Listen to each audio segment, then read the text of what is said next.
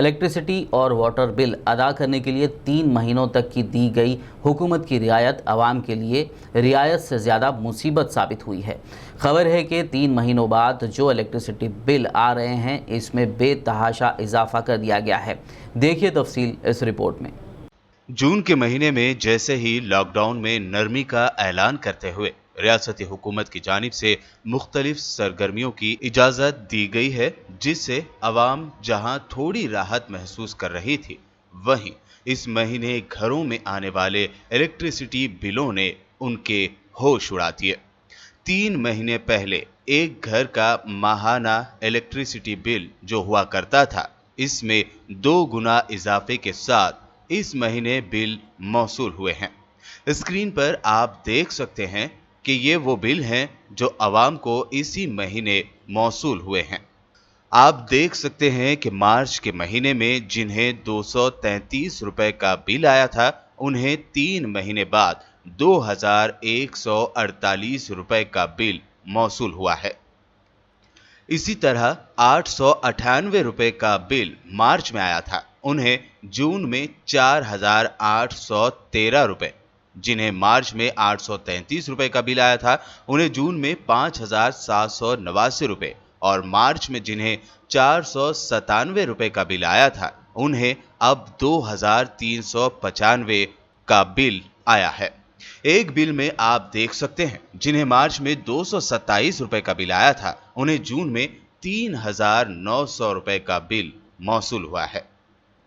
इन बिलों में 2 और बातें गौर करने वाली हैं। बाज लोगों के बिलों में बिलिंग कैटेगरी बदल दी गई है, और दूसरी गौर करने वाली बात यह है कि 3 महीनों के यूनिट्स का एक साथ बिल चार्ज किया गया है। इसीलिए भी ये बिलों की रकूमात में बेतहाशा इजाफा हो गया है। अगर हर महीने के यूनिट्स के हिसाब से बिल बनाई जाती तो शायद टोटल बिल मामूल की तरह आता था।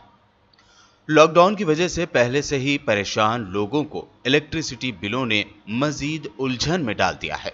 हुकूमत और महकमे इलेक्ट्रिसिटी को चाहिए कि आवाम की इस बेचैनी को दूर करने के इक़दामात करते हुए इलेक्ट्रिसिटी बिलों का जायजा लें और एक साथ 3 महीनों की बिलों के बजाय 3 महीनों के लिए 3 अलग अलग बिल जारी करें, ताकि बिलों की अदायगी के लिए रियासत की आवाम को राहत मिल सके। दूसरी जानिब जिस तरह लॉकडाउन के दौरान तेलंगाना हुकूमत की जानिब से किराएदारों को सहूलत की फराहमी के नाम पर मालिकीन जायदाद को किराया फौरी अदा न करने की राहत और मालिकीन जायदाद को जबरी किराया वसूल न करने की हिदायत दी गई, गरीब किराएदारों को राहत पहुंचाने के लिए हुकूमत ने इस इक़दाम की तजवीज़ अवाम को दी है। इसी तरह अवाम भी हुकूमत से ये तवक्को कर रही है कि हुकूमत इलेक्ट्रिसिटी और वाटर बिल के अलावा जायदाद टैक्स की माफ़ी का ऐलान करे, ताकि लॉकडाउन की वजह से परेशान गरीब आवाम को राहत हासिल हो सके, और इसी के साथ ही किराए के लिए परेशान मालिकीन को भी एहसास होगा कि हुकूमत भी राहत के कामों में अपना हिस्सा अदा कर रही है।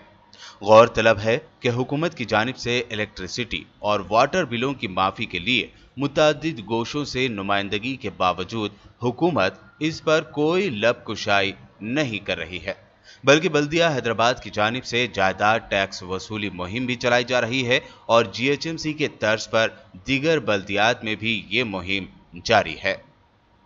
हुकूमत की जानिब से लॉकडाउन की मुद्दत के बरक़ी व आबरसानी बिलों की माफ़ी के अलावा अगर जायदाद टैक्स की माफ़ी का भी ऐलान किया जाता है तो अवाम को बड़ी राहत होगी, क्योंकि मौसम गर्मा की शिद्दत के दौरान मकीनों को मुकम्मल घरों में रहना पड़ा है, और इस दौरान बरक़ी का ज़्यादा इस्तेमाल हुआ है, जिसकी बुनियादी वजह कई कंपनियों की जानिब से वर्क फ्रॉम होम को फ़रोग़ देने की कोशिश थी। रियासत के अवाम हुकूमत को अवाम दोस्त और फलाही हुकूमत समझती है, और रियासती हुकूमत भी खुद को अवाम दोस्त हुकूमत करार देती है।